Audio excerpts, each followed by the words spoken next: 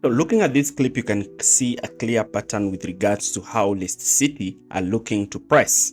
The press is man-to-man press, and there are players who have been tasked with the different duties and roles with regards to how they're supposed to press the center backs and which players are actually supposed to cut midfield options.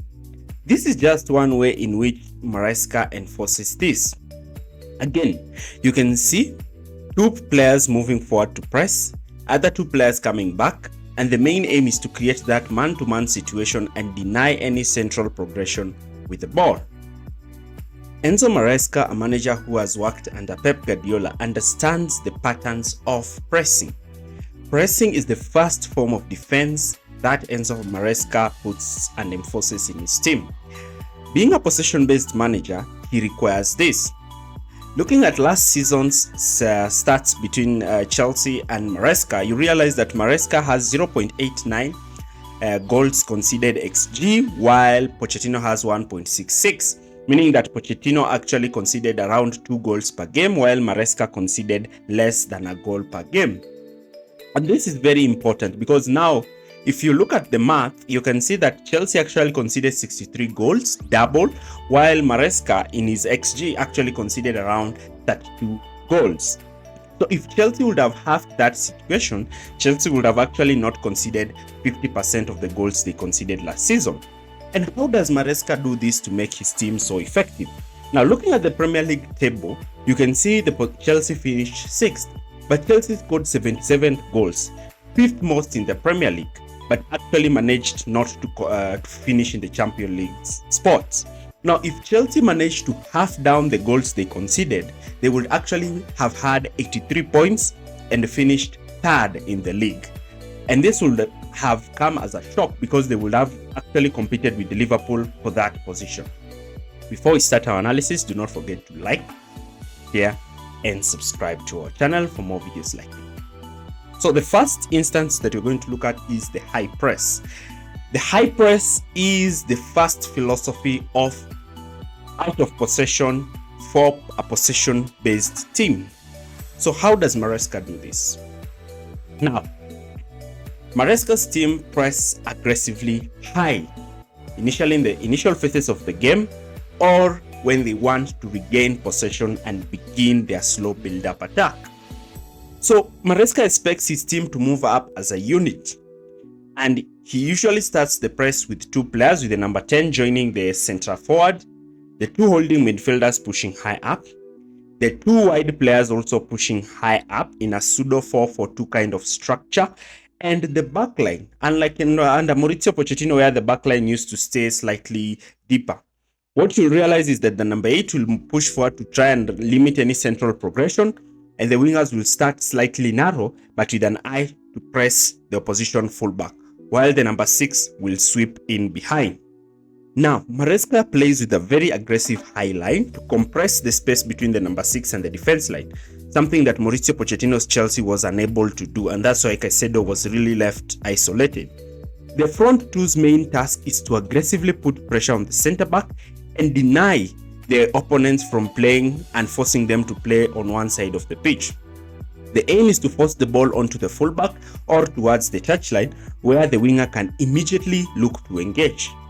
This will force the fullback to either play the ball to the winger or to play the ball over the top, which Chelsea's fullback will be aggressive against the opposition winger, denying him any time and space to turn with the ball, and actually looking to win that ball and immediately look to play that ball forward to the winger so that they can create those counter-attacking situations. And if the ball is to be played over the top for the runs of the winger, the centre-back should be quick enough to sweep in behind. That is one way that Maresca puts his team. Also, a point to note is that when a team decides to use 2 players during build-up, what you'll realize is that Chelsea will be quite flexible, with one forward sitting on one pivot while the other being picked by the number 8. The number 8 is the one who pushes from defensive midfield position to actually look to cover this situation, with one forward looking to cut the passing lanes towards one side. If the ball is played through the middle, then they can easily play through Leicester, and that's why he wants the forward line to be the first defenders by actually limiting central progression. Now, once the ball is played to the center back, what you'll realize is that the front two will immediately look to force the ball onto one side of the pitch, while the far side winger looking to actually come in field to prevent that ball from being played in midfield. Then, their main aim is to force the ball to be shuffled across onto the opposition center back, and the main aim is to create that man-to-man system on the far side as well as in the middle part of the pitch. Look at this situation where Leicester are looking actually to press. Look at the position of the front two. The front two are actually applying pressure on the center backs, and everybody in midfield is going man-to-man. Look at the man-to-man situations all over the pitch. Leicester is going man-to-man all over the pitch and their fullbacks to win the ball. Again, look at this situation. Man-to-man press all over the pitch.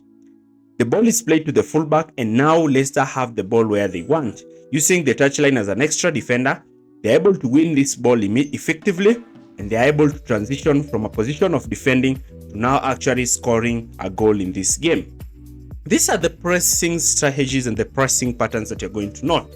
Again, the ball has been played back. Look at the front two. Look at the roles of the front two. They immediately put pressure on the goalkeeper, and therefore the goalkeeper goes long, and their highline center backs they will be able to win possession high up and actually close those gaps in midfield.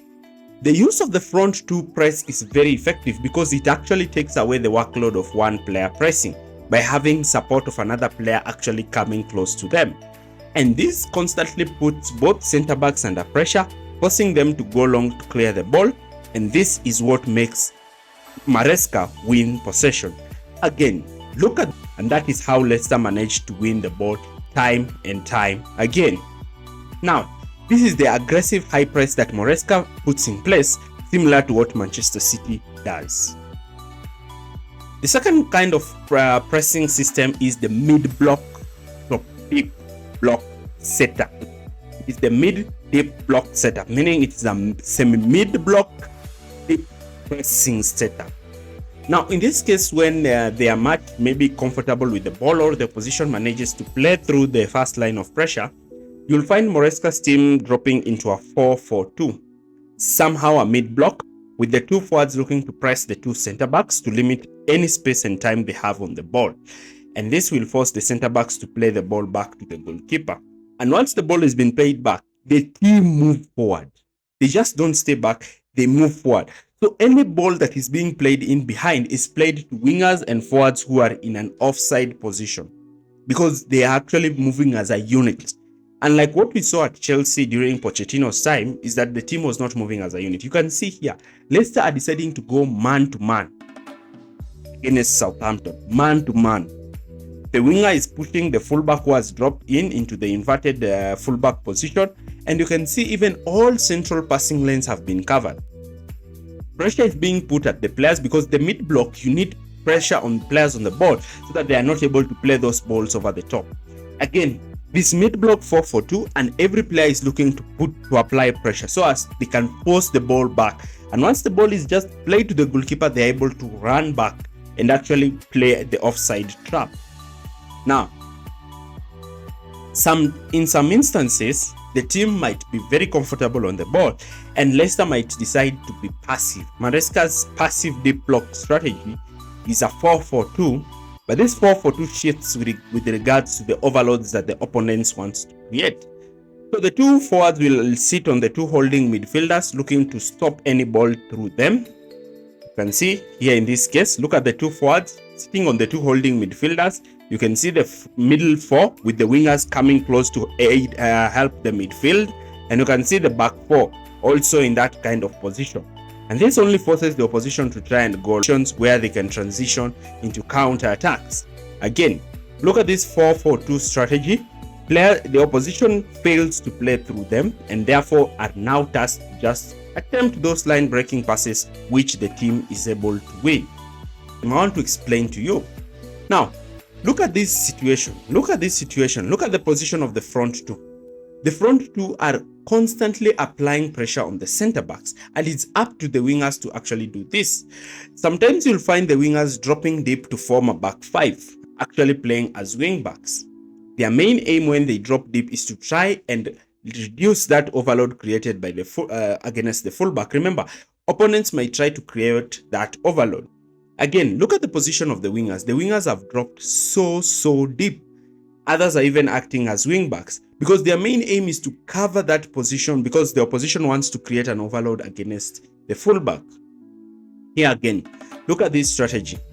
Southampton is attacking, but you can see the wingers are doing the hard work. So Maresca expects his wingers to be dropping in the defense line. Sometimes when the team is under constant pressure, you can see here both of them have dropped deep.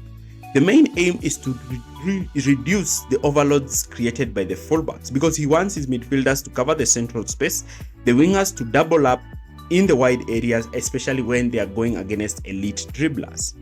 You can see this from this clip here. You can see the winger now is the one who starts to cover the fullback while the fullback covers the winger. The main aim is to ensure there is numerical superiority in the backline and actually preventing the team's back four from being stretched out of position when they don't have the ball. Once the ball is played, the number 9 should be comfortable to hold on to the ball and look to release players making runs beyond him. This is the structure. This is the structure that I'm talking about. Look at the position of the wingers. Look at the position of the wingers. The wingers have dropped deep and now the backline looks to have as many as 6 players, while the number 10 has dropped in midfield to form something like a 6-3-1. The winger plays as a wingback and their main aim is to actually deny the opposition the space to look to try and make dribbling runs in the field. You can see here again the position of the wingers. Look at that line. Look at that line. Look at how that line is structured. They are able to create a huge line of many players. Once they win the ball, now the opposition do not have the chance to actually play. They are using this man-to-man approach at the back to deny that overload that is being created by an opposition team, especially opposition teams that are very good in attacking situations.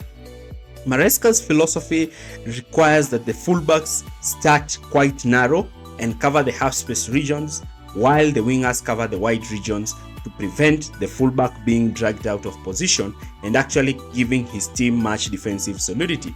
Something that we did not see time and much again at Chelsea, with Cucurella being constantly exposed down that left-hand flank, especially the game against Liverpool. You remember what happened in that game. Now, once this structure has been created, Maresca does not want his team to just be a passive 4-4-2, and the team needs to be shuttling across. Remember, once they narrow the spaces in midfield, he wants his team to just be shuttling around the pitch, looking to try and prevent side overloads by always ensuring they are putting pressure and forcing the ball to be played down the touchline, where the touchline can be used as an extra defender, because now you cannot play the ball outside the touchline, and once you play in field, they have pressing traps ready to win that ball off you. You can see here, look at that position, look at the position of the fullback. Now the winger was the one who committed. The team now has to shift towards the left to cover. It forces the opponent to move back, opponent is forced back, and now the opponent has to build through the other side. Once they go back to the goalkeeper, the entire team pushes forward. The entire team pushes forward. Now, once the ball is played towards the other side, now then they squeeze towards that other side. All of them squeeze towards that other side, and now they regain possession again. The opposition again is trying to build up. Look at how aggressive the front two are.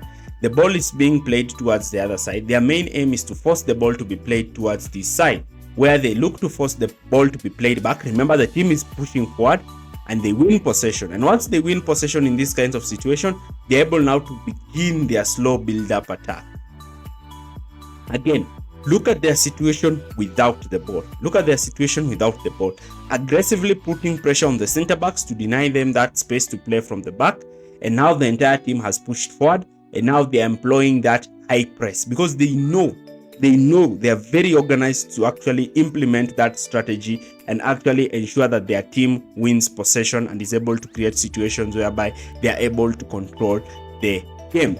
Again, the front two are very crucial in a Maresca system because they are the ones who dictate the first line of defense. As Cruyff used to say, and Guardiola used to always says, the attacker is the first defender, meaning that the attacker is the one who starts the defensive action. Maresca A manager who has been under the Pep Guardiola philosophy looks to employ the same blueprint that Pep Guardiola employs when he doesn't have the ball. Remember, these pressing strategies are only effective because the team has energy, because they have dominated possession. You cannot sustain this press if you do not sustain possession, and therefore that is why when they lose the ball, the front four are quite aggressive to try and win the ball back. Now, looking at these statistics, you can clearly see that Maresca actually conceded far fewer goals, actually 1 goal less compared to Pochettino. If Pochettino concedes 2 goals in a game, Maresca concedes 1.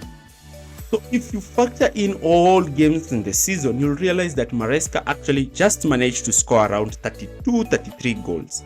Chelsea conceded 63 goals.